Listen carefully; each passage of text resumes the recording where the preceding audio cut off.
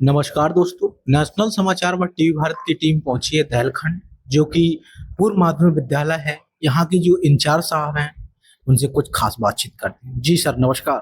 क्या नाम है आप और आप किस विद्यालय से आप क्या हैं? मेरा नाम वीरेंद्र कुमार सिंह है। जी। हमारे विद्यालय का नाम पूर्व माध्यमिक विद्यालय दहलखंड है। जी। मैं यहाँ पर इंचार्ज प्रधानाध्यापक। अच्छा अच्छा। जैसे कि गुरुजी, सर्वप्रथम एक बात करते हैं, आपके स्कूल आने का टाइमिंग और बंद करने का टाइमिंग क्या है?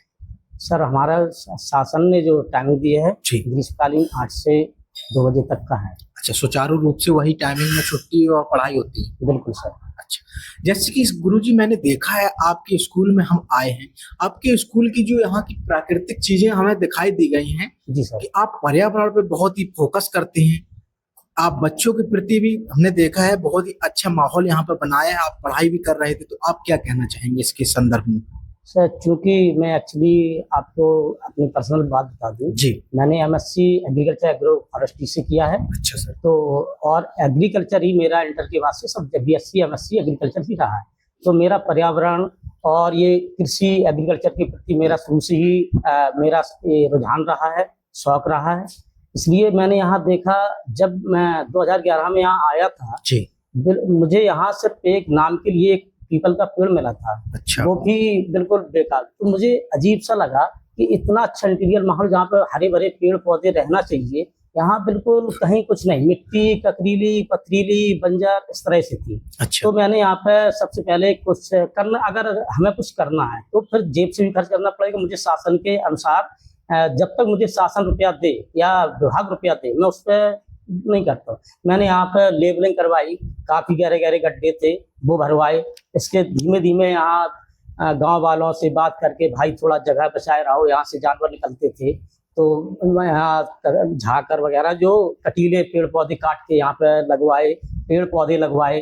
कुछ कभी कभार गांव के कुछ लोग भी होते हैं उद्दन टाइप के, बोले तुम्हारा यहाँ क्या है, हम तो यहीं से बस्ती। वो गायें ला के यहाँ बरामदे में लगा देते थे। पूरा गोबर से अगले दिन सना हुआ मुझे फील्ड मिलता था। तो धीरे धीरे मैंने गांव में कुछ अच्छे बेहतर भी लोग होते हैं, तो मैंने उनसे बात की, उन्होंने मुझे सहयोग किया। इसके बाद 3 वर्ष पूर्व मुझे विभाग से उससे पंचायत से बाउंड्री मिल गई। तो फिर मेरा और शौक बढ़ा। तो यहाँ मैंने जैसा कि मैंने आप लोगों को दिखाया, पेड़ पौधे लगवाए। तो गाँव के लोगों का भी सहयोग मिला, एसएमसी अध्यक्ष का भी सहयोग मिला, ग्राम प्रधान का भी सहयोग मिला, सचिव जी का भी सहयोग मिला। तो मैं जब सबका मुझे सहयोग मिला तो मैं इस तरह का वातावरण यहाँ पर बना पाया हूँ। अच्छा, जैसे कि गुरुजी बात करते हैं, ये जो क्षेत्र पड़ता है महेवा ब्लॉक के अंतर्गत आता है, दहलखंड इस गांव का नाम है जी।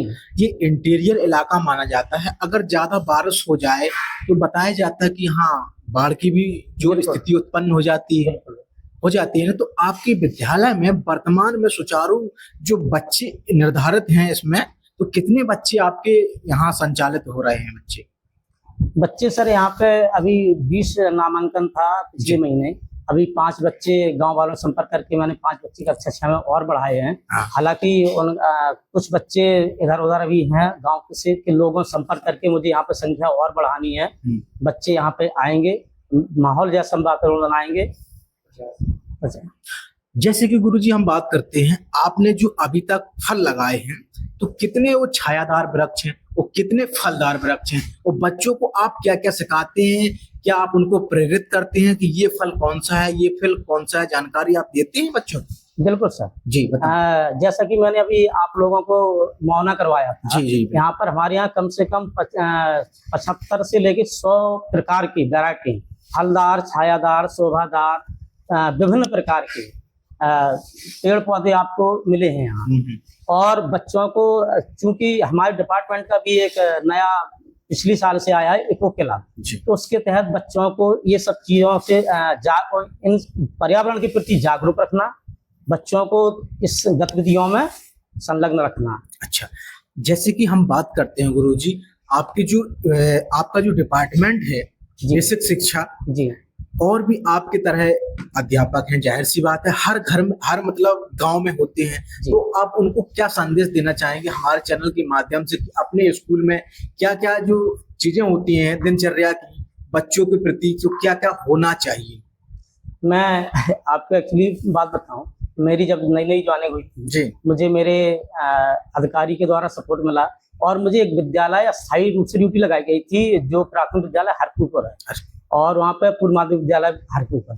तो वहाँ जो हमने देखा स्टाफ का आपस में समन्वय तालमेल नहीं था। इतना बेहतर, वहाँ उन लोगों के अंदर स्वस्थ स्पर्धा थी।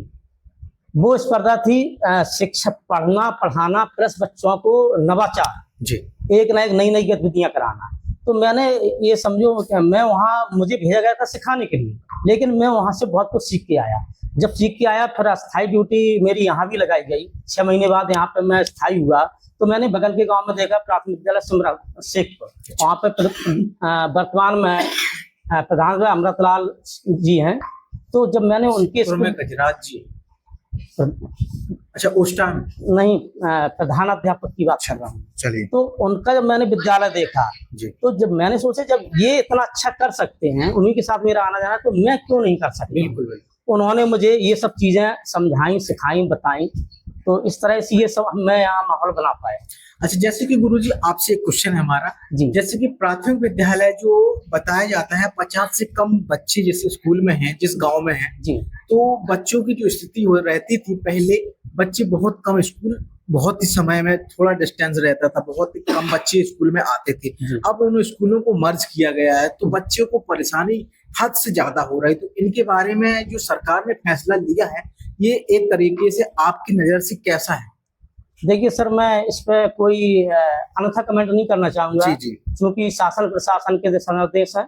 मैं सरकारी कर्मचारी हूँ, तो सरकार जो कहेगी उस जिम्मेदारी का निर्वहन करना मेरी पूरी जिम्मेदारी। अच्छा, शासन चाह रहा है मर्ज, तो शासन जिस तरह से दिशा निर्देश कर रहा है, हम लोगों को उसी के अनुसार चलना है। अच्छा, उसी के मतलब जो बच्चों की स्थिति रहेगा या वो घर पे ही रहेगा, स्कूल बंद होगा, तो उनके बारे में तो कुछ सोचना सर, ये सोचना सरकार शासन प्रशासन का काम है। मेरा काम पढ़ाना, यहाँ पर पढ़ाना है, बच्चों को अच्छा माहौल देना। अच्छा, चलिए गुरुजी, हमारे अच्छा, आप सर एक बात और बताइए, 15 अगस्त के अवसर पर, जो 15 अगस्त आने वाला है, इस अवसर आप देशवासियों से और क्षेत्रवासियों से क्या कहना चाहेंगे?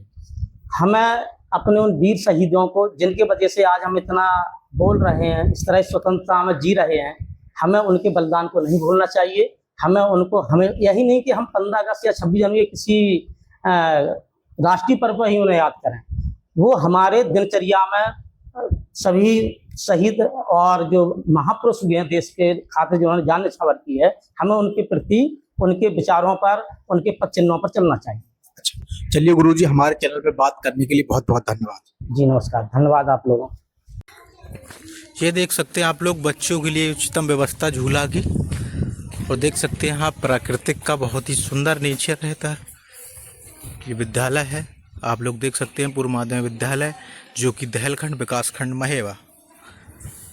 यहाँ फलदार वृक्ष भी काफ़ी लगाए हैं सर के द्वारा। सर, फलदार वृक्ष कितने लगे हैं? फलदार वृक्ष सर करीब 20 के ऊपर वैरायटी है। 20 के ऊपर जी। अच्छा, आपने जो निरंतर प्रयास कब से कर रहे हैं सर? सर, जब से 2011 से आया हूँ, कुछ ना कुछ नया करता रहता हूँ। अच्छा, कौन सा विद्यालय है ये? पूर्व माध्यमिक विद्यालय दहलखंड। अच्छा, ठीक सर, नमस्कार।